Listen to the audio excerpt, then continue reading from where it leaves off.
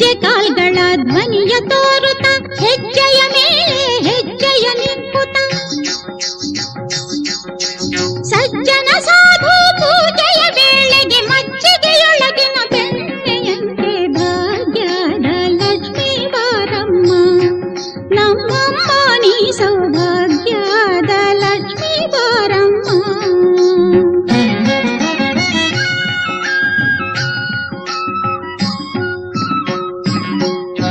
ಕನಕ ವೃಷ್ಟಿಯ ಕರೆಯುತ್ತ